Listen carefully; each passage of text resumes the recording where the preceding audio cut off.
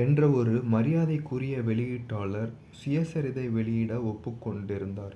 இப்புத்தகத்திற்கென அவர் செய்திருப்பதை விளக்கத் துவங்க என்னால் இயலாது.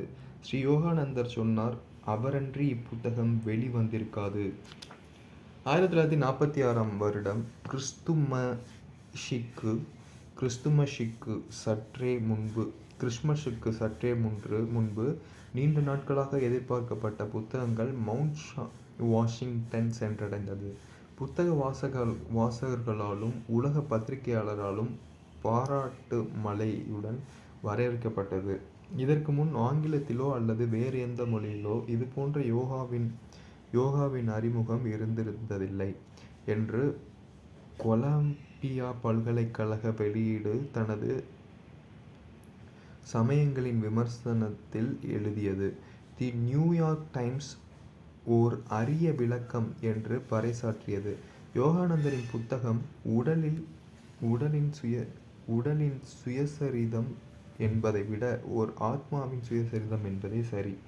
இது நுண்மதியுடன் வளமை ததும்பும் கிழக்கிந்திய நடையில் விளக்கப்பட்ட சமய நெறி வாழ்வு பற்றிய ஆர்வத்தை தூண்டும் மற்றும் தெளிவான விளக்கங்களுடன் கூடிய ஆய்வு என்று நியூஸ்வீக் அறிவித்தது. புத்தகம் மற்ற மொழிகளில் மொழிபெயர்க்கப்பட்டவுடன் உலகம் முழுவதும் தினசரிகளிலும் பத்திரிகைகளிலும் இன்னும் பல விமர்சனங்கள் வரத்துவங்கின. இரண்டாம் பதிப்பு விரைவாக தயார் செய்யப்பட்டது. மேலும் 1951 மூன்றாம் பதிப்பு உரையில் பகுதிகளை திருத்தியமைத்தல் மற்றும் மேம்படுத்தல், மேலும் அமைப்பின் பழைய செயல்பாடுகள் மற்றும் திட்டங்களை விளக்கும் சில பகுதிகளை நீக்குதல் இவற்றுடன் பரமஹம்ச யோகானந்தர் 1940-1951 ஆண்டுகளை உள்ளடக்கிய ஓர் இறுதி அத்தியாயத்தை சேர்த்தார். புத்தகத்தின் நீண்ட அத்தியாயங்களுள் ஒன்று. புதிய அத்தியாயத்தின் அடிக்குறிப்பில் அவர் எழுதினார், இப்புத்தகத்தின் மூன்றாம் பதிப்புடன் 1951 49ஆம் அத்தியாயத்தில் மிக புதிய விஷயம் சேர்க்கப்பட்டுள்ளது. முதல் ஒரு பதிப்புகளில் பல வாசகர் விடுத்த வேண்டுகோளுக்கு மறுமொழி கூறும் வகையில் இந்த அத்தியாயத்தில் இந்தியா, யோகா மற்றும் வேத தத்துவத்தை பற்றி பல்வேறு கேள்விகளுக்கு பதிலளிக்கின்றேன். இந்த பதிப்பிற்கான வெளியீட்டாளரின் குறிப்பில் விளக்கப்பட்டபடி பரமஹம்ச யோகானந்தரால் செய்யப்பட்ட கூடுதல் திருத்தங்கள் 7ஆம் பதிப்பில் 1956 இணைக்கப்பட்டுள்ளன. 1951 ஆசிரியர் செய்த பிந்தைய மாற்றங்கள் ஸ்ரீ யோகானந்தர் 1951 வருடம் பதிப்பின் ஆசிரியர் குறிப்பில் எழுதினார். ஆயிரக்கணக்கான வாசகர்களிடமிருந்து கடிதங்களை பெற்றதை குறித்து நான் தீவிரமாக உணர்ச்சி வயப்பட்டேன். அவர்கள் கருத்துகளும் அப்புத்தகம் பல மொழிகளில் மொழிபெயர்க்கப்பட்ட விஷயமும் பழமை வாய்ந்த யோகா விஞ்ஞானம் நவீன மனிதனின் வாழ்க்கையில் பயனுள்ள ஒரு இடத்தை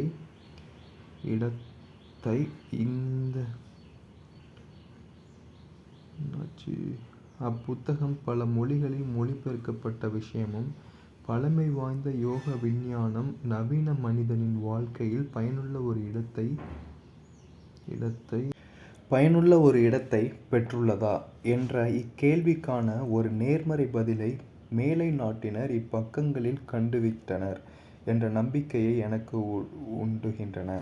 வருடங்கள் செல்ல செல்ல ஆயிரக்கணக்கான வாசகர்கள் லட்சக்கணக்கானோராக மாறி ஒரு யோகியின் சுயசரிதத்தின் நீடித்த மற்றும் உலகளாவிய ஈர்ப்பு மிக வெளிப்படையாக தெரிய வந்தது. இப்புத்தகம் வெளியிடப்பட்டு 70 ஆண்டுகள் கழித்த பின்னரும் கூட மனோதத்துவம் மற்றும் அகத்தூண்டுதல் புத்தகங்களில் சிறந்த விற்பனை பட்டியலில் உள்ளது. ஒரு அரிய நிகழ்வு.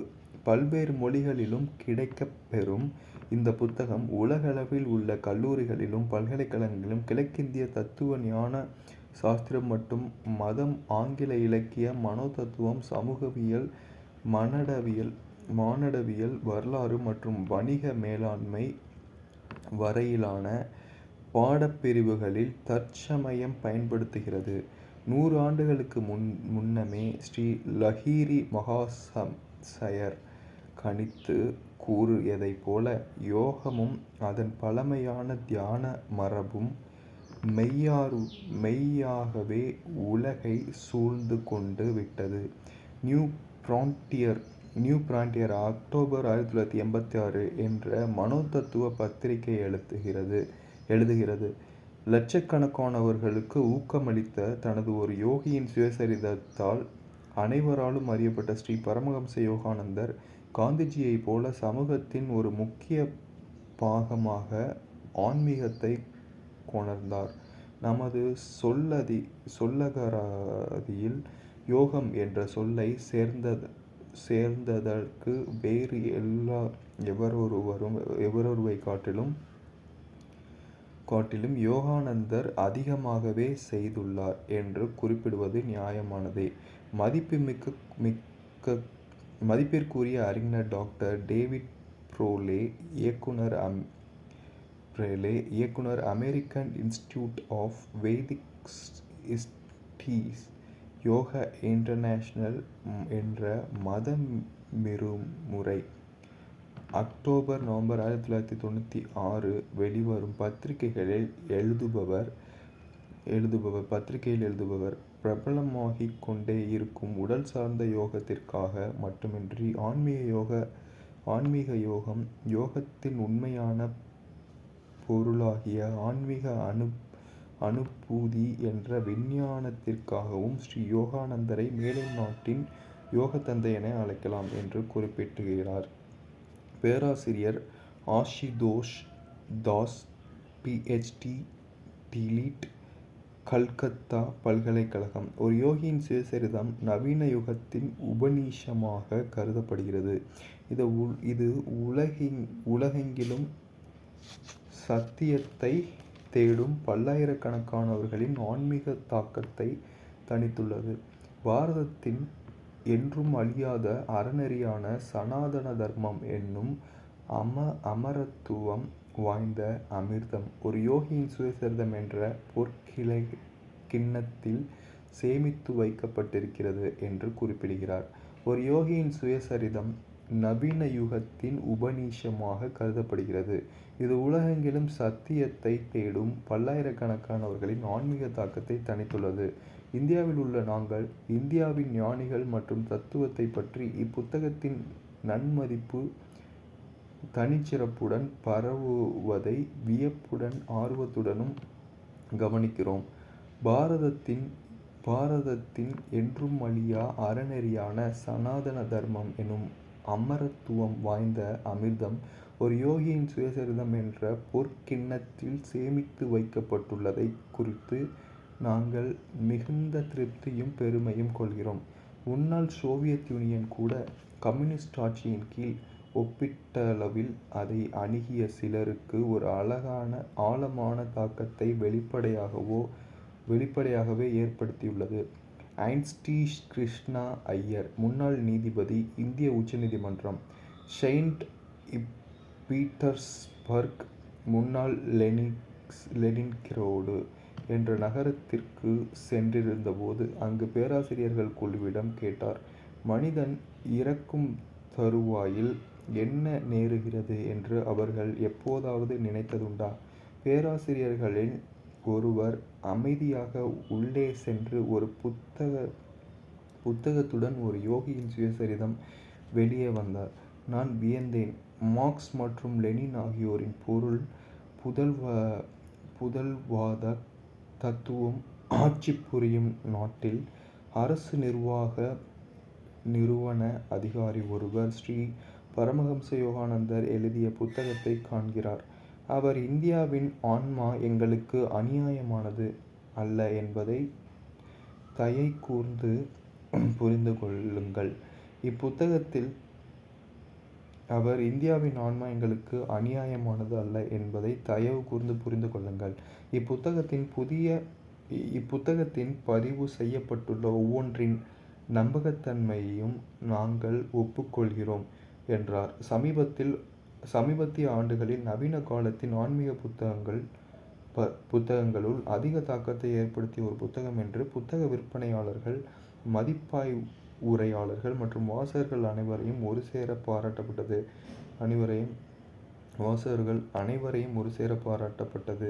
1999ஆம் ஆண்டில்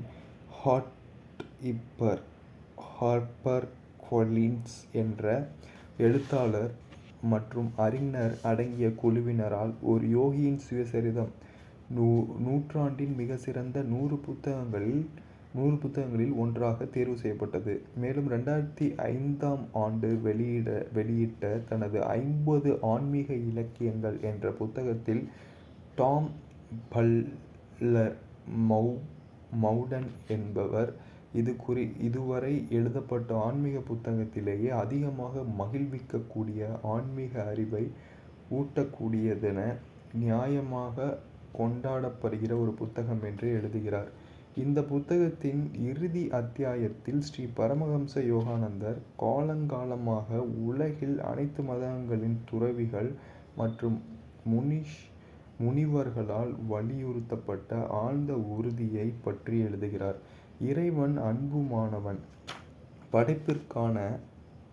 படைப்பிற்கான அவனுடைய திட்டம் அன்பில் மட்டுமே வேரூன்றி இருக்க முடியும். இந்த எளிய உண்மை அறிவாளிகளின் பகுத்தறிவை விட இதயத்திற்கு அளிக்கவில்லையா? மெய்ப்பொருளின் ஆழத்தை துளைத்தறிந்த முனிவர்கள் அனைவரும் கூறுவது, உலகம் முழுவதற்கும் ஒரு தெய்வீக திட்டம் இருக்கிறது. அது மிக அழகானது, ஆனந்தமயமானது. 2ஆம் அரை நூற்றாண்டிலும் ஒரு யோகியின் சுயசரிதம் தொடர்வதால் முதன்முறையாக இதை வாசிப்பவர்கள் மற்றும் வாழ்க்கை பயணத்தில் மிகவும் நேசிக்கப்படும் ஒரு துணையாக இதை கொண்டிருப்பவர்கள் என இப்புத்தகத்தின் வாசகர்கள் அனைவரும் இதயத்தில் காணும் வாழ்க்கையின் போலியான புதிர்களை கடந்து சத்தியத்தின் மீது அவர்களுடைய ஆன்மாக்கள் ஆழ்ந்த நம்பிக்கை கொள்ள தொடங்குவதை காண்பார்கள் என்று நாங்கள் நம்புகிறோம். 2ஆம் அரை நூற்றாண்டிலும் ஒரு யோகியின் சுயசரிதம் தொடர்வதால் முதன்முறையாக இதை வாசிப்பவர்கள் மற்றும் வாழ்க்கை பயணத்தில் மிகவும் நேசிக்கப்படும் ஒரு துணையாக இதை கொண்டிருப்பவர்கள் என இப்புத்தகத்தின் வாசகர்கள் அனைவரும் இதயத்தில் காணும் வாழ்க்கையின் போலியான புதிர்களை கடந்த சத்தியத்தின் மீது அவர்களுடைய ஆன்மாக்கள் ஆழ்ந்த நம்பிக்கை கொள்ள தொடங்குவதை காண்பார்கள் என்று நாங்கள் நம்புகிறோம். Yogoda Satsanga society of India, self realisation fellowship, Los Angeles, California, July 2007. இந்த 1956 அமெரிக்க பதிப்பு பரமஹம்ச யோகானந்தர் லண்டன், இங்கிலாந்து பதிப்பிற்காக செய்த திருத்தங்கள். மேலும் 1951இல் ஆசிரியர் செய்த கூடுதல் திருத்தங்களையும் உள்ளடக்கியது. 1949 அக்டோபர் 25 தேதியிட்ட லண்டன் பதிப்பிற்கான குறிப்பில் பரமஹம்ச யோகானந்தர் எழுதினார்: இப்புத்தகம் லண்டன் பதிப்பிற்கான ஏற்பாடு உரையை திருத்தவும் விரிவாக்கவும் எனக்கு ஒரு வாய்ப்பை அளித்திருக்கிறது. இறுதி அத்தியாயத்தில் புதிய விஷயம் தவிர நான் பல அடிக்குறிப்புகளை சேர்த்துள்ளேன். அவற்றில் அமெரிக்க பதிப்பின் வாசகர்கள் எனக்கு அனுப்பிய கேள்விகளுக்கு பதிலளிக்கின்றேன். 4வது 1952 அமெரிக்க பதிப்பில் வெளிவர திட்டமிடப்பட்டவை அச்சமயத்தில் ஒரு யோகியின் சுயசரிதத்தின் உரிமைகள் ஒரு நியூயார்க் வெளியீட்டு நிறுவனத்திடம் இருந்தது. 1946இல் நியூயார்க்கில் புத்தகத்தின் ஒவ்வொரு பக்கமும் மின்தட்ட டச்சு தகட்டில் செய்யப்பட்டிருந்தது. அதன் காரணமாக ஓர் காற்புள்ளியை சேர்க்க கூட அந்த முழுப்பக்க உலோக தகட்டையும் வெட்டி பிரித்து விரும்பும் காற்புள்ளி அடங்கிய புதிய வரியை மீண்டும் பற்ற வைத்து இணைக்க வேண்டும். பல தகடுகளை மீண்டும் பற்ற வைத்து இணைப்பதில் ஏற்படும் செலவினத்தை முன்னிட்டு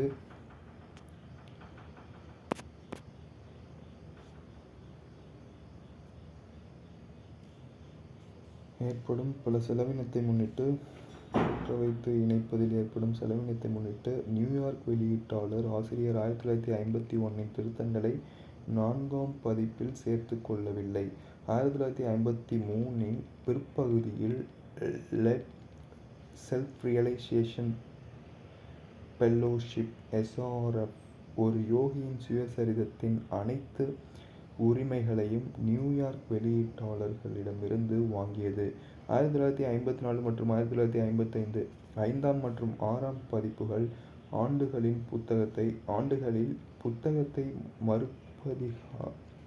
மறுபதிப்பாக அச்சிட்டது.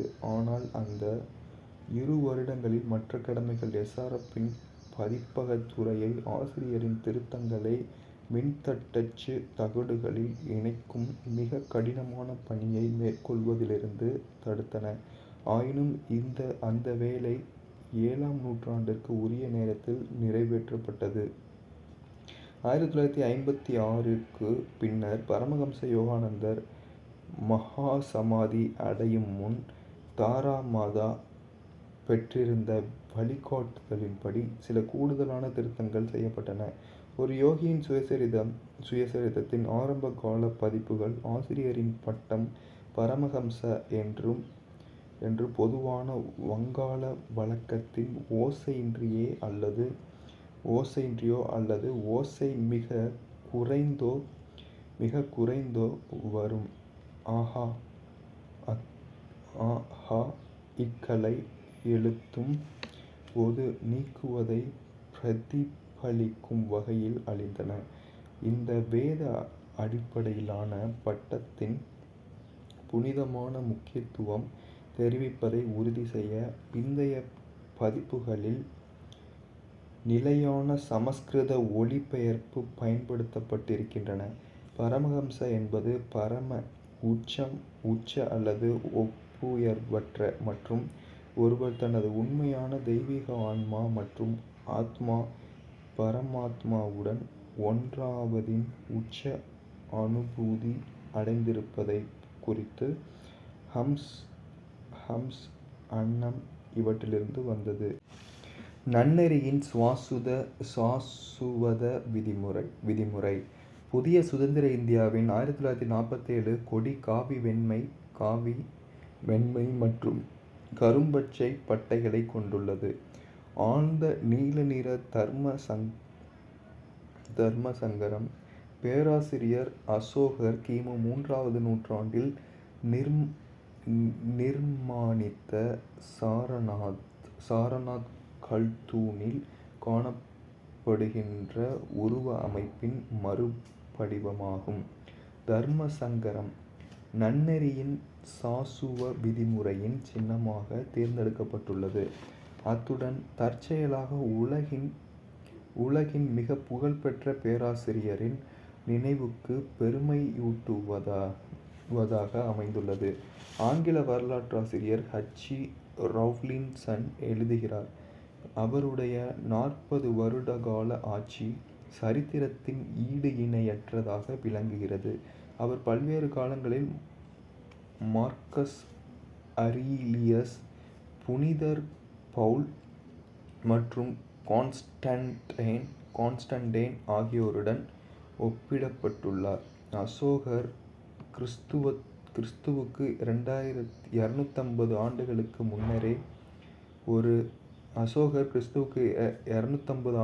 முன்னரே ஒரு வெற்றிகரமான போர்த்தாக்குதலின் விளைவுகளைப் பற்றிய தனது அதிர்ச்சியையும் கழிவிரக்கத்தையும் வெளிப்படுத்துவதற்கு மற்றும் கொள்கை ரீதியான ஒரு உபாயமான போரை வேண்டுமென்றே துறப்பதற்கும் துணிவை பெற்றிருந்தார். அசோகர் மரபு ரீதியாக பெற்றிருந்த இராச்சியங்கள் இந்தியா, நேபாளம், ஆப்கானிஸ்தானம்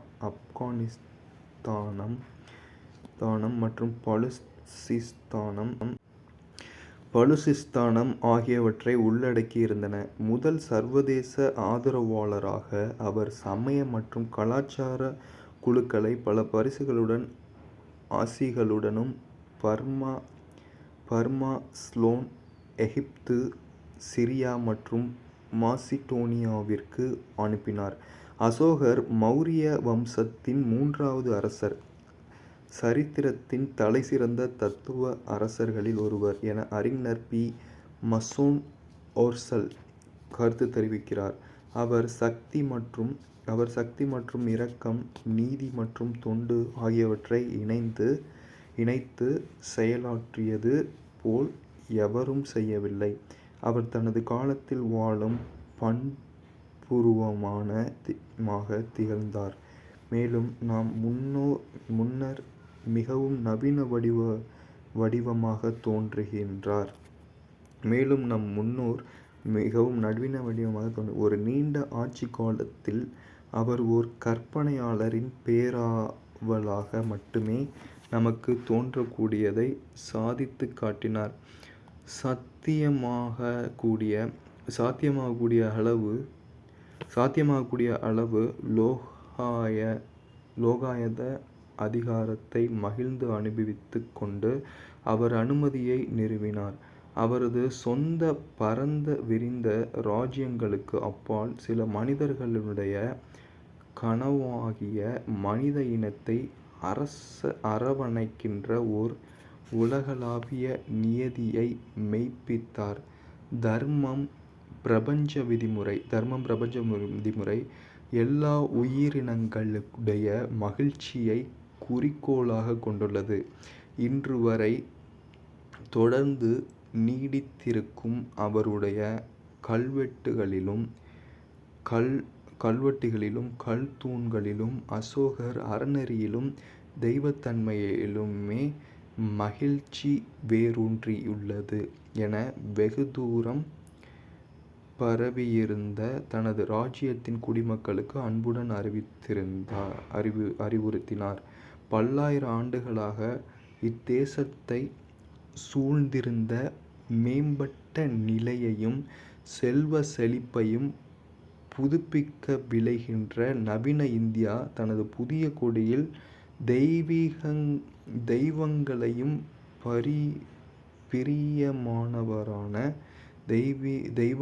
பிரியமானவரான சக்கரவர்த்தி அசோகரின் நினைவுக்கு புகழஞ்சலி செலுத்துகிறது.